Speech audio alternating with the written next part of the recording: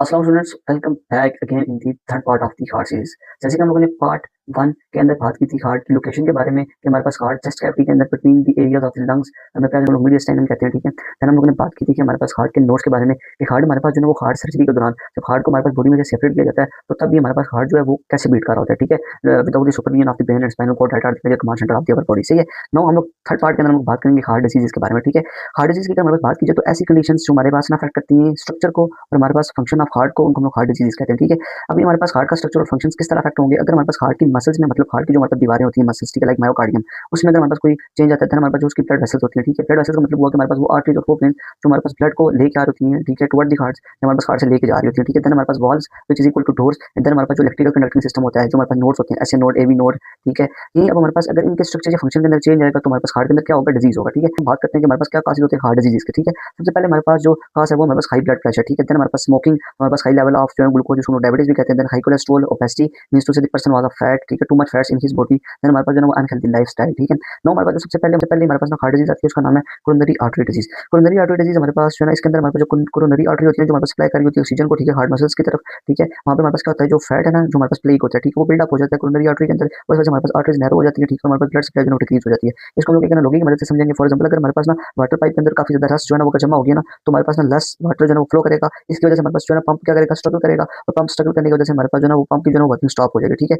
अब इनसे हमारे पास होता है कि इससे हमारे पास जो है कोरोनरी आर्टरी डिजीज हमारे पास लीड्स टू एंजीना, ठीक है, जो हमारे पास चेस्ट पेन होता है। और इसके अलावा हमारे पास हार्ट अटैक, जिसको हम लोग क्या कहते हैं, मायोकार्डियल इन्फेक्शन, ठीक है। और ठीक है, और इसके अलावा हमारे पास heart attack that leads to myocardial infection. हमारे पास सेकंड की बात की जाए तो हमारे पास जो है वो heart attack that was myocardial infection से, ये मायोकार्डियल इन्फेक्शन से, ये इसके अंदर हमारे पास जो है कंप्लीट ब्लॉकेज हो जाती है, सही है, हमारे पास कोरोनरी आर्टरी की, ठीक है। जिस वजह से हमारे पास क्या होता है, जो हार्ट मसल्स होते हैं वो डाई कर जाते हैं, ठीक है, मर जाते हैं because of the lack of oxygen. इसके अगर सिम्टम्स की बात की जाए तो चेस्ट पेन है, उसके अलावा स्वेटिंग है, हमारे पास जो है शॉर्टनेस ऑफ ब्रेथ हो जाती है, और हमारे पास ना जो आपके आर्म में या आपके जो जॉज है ना उनमें ना पेन होता है, सही है। फिर हमारे पास जो third type of heart disease आ जाती है वो है हमारे पास हार्ट फेलियर, सही है। हार्ट फेलियर की बात की जाए तो हमारे पास जो हार्ट होता है ना वो वीक हो जाता है, सही है, जिस वजह से हमारे पास ना वो ब्लड को ना इफेक्टिवली जो है वो पंप नहीं कर पाता, ठीक है। अब इसके सिम्टम्स में हमारे पास ना ब्रेथलेसनेस हो जाती है, फटीग हो जाती है, जो है हमारे पास स्वेलिंग ऑफ फीट हो जाती है, ठीक है। उसके अलावा हमारे पास जो फ्लूइड है ना उसकी ना एक्युमुलेशन हो जाती है, ठीक है, फ्लूइड एक्युमुलेशन, सही है। फिर उसके बाद उसके अलावा हमारे पास ना फ्लूइड एक्युमुलेशन हो जाती है, सही है। अब इसके लॉगिंग को हम लोग इस तरह समझ सकते हैं कि हमारे पास ना एक वाटर का जो है ना हमारे पास पंप है लेकिन वो वीक है, सही है। इस वजह से ना हमारे पास जो है ना वो वाटर को सही तरह पंप नहीं कर पा रहा, और हमारे पास जो है ना वो वाटर जो है ना वो पाइप से ना बैक फ्लो हो रहा है, ठीक है, और हमारे पास ना लीकेज जो है ना वो हो रही है, ठीक है।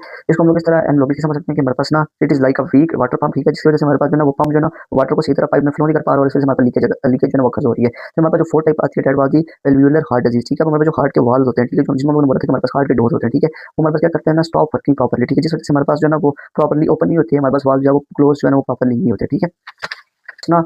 फेलुलर हार्ट डिजीज के हमारे पास टाइप्स की बात की जाए तो सबसे पहले हमारे पास जो टाइप आती है वो stenosis and second one is rubrication से, ये स्टेनोसिस के अंदर हमारे पास जो वाल्व होते हैं वो नैरो हो जाते हैं, और हमारे पास सेकंड टाइप के अंदर हमारे पास जो वाल्व है ना वो लीक हो जाती है, ठीक है। और हमारे पास लोग इस तरह समझे कि अगर हमारे पास डोर जो है ना वो प्रॉपर्ली ओपन नहीं हो रहा है, ठीक है, इस वजह से हमारे पास जो स्टेनोसिस के अंदर जो हमारे पास ना वाल्व होती है वो नैरो हो जाती है, ठीक है। और हमारे पास ना रिकॉग्निशन के अंदर हमारे पास जो है ना वो door side not close properly, ठीक है। अब हमारे पास ना वल्वुलर हमारे पास जो हार्ट डिजीज है इसके अंदर हमारे पास जो ब्लड फ्लो होता है ना वो इनफिशिएंट होता है। देन हमारे पास fifth type of the heart disease that was the arrhythmias, ठीक है, जो हमारे पास इलेक्ट्रिकल डिसऑर्डर होता है। अभी इसके अंदर हमारे पास जो हार्ट का रिथम होता है वो एबनॉर्मल हो जाता है, ठीक है, जिस वजह से हमारे पास जो ना वो अगर बहुत ज़्यादा फास्ट हमारे पास हो जाएगी तो इसे क्या होगा, टैकीकार्डिया, अगर बहुत ज़्यादा स्लो होगी तो टैकीकार्डिया हो जाएगा, इरेगुलर होगी तो हमारे पास आर्टियल फिब्रिलेशन हो जाएगी। इसके अंदर लोगों की हमारे पास बात की जाए, अगर हमारे पास कोई इस तरह की हमारे पास ना वाटर पंप मोटर जिसकी हमारे पास जो वायरिंग हुई है वो फाल्टी हुई है, तो उस वजह से या तो मोटर बहुत ज़्यादा फास्ट रन करेगी या हमारे पास वो बहुत ज़्यादा स्लो हो जाएगी या वो इरेगुलरली जो है ना वो मूव करेगी। सेम लाइक दैट हमारे पास जो है ना वो इलेक्ट्रिकल डिसऑर्डर के अंदर भी हमारे पास ये हो रहा है। अगर वो बहुत ज़्यादा फास्ट मूव करेगी तो हमारे पास टैकीकार्डिया हो जाएगा, अगर वो स्लो मूव करेगी तो ब्रैडीकार्डिया, और इरेगुलर मूव करेगी तो आर्टियल फिब्रिलेशन से।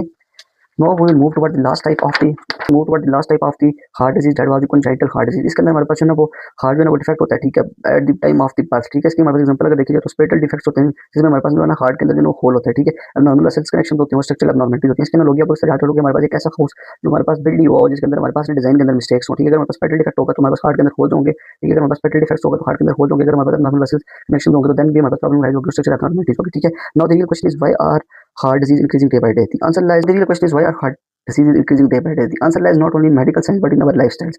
Reduced physical activity, unhealthy diet, chronic stress, smoking, and modern habits are silently and slowly damaging our heart. If you have any question from any of the three parts of this heart series, so you can drop them in the comment section, and I will try my best to answer them. Thank you for watching the video.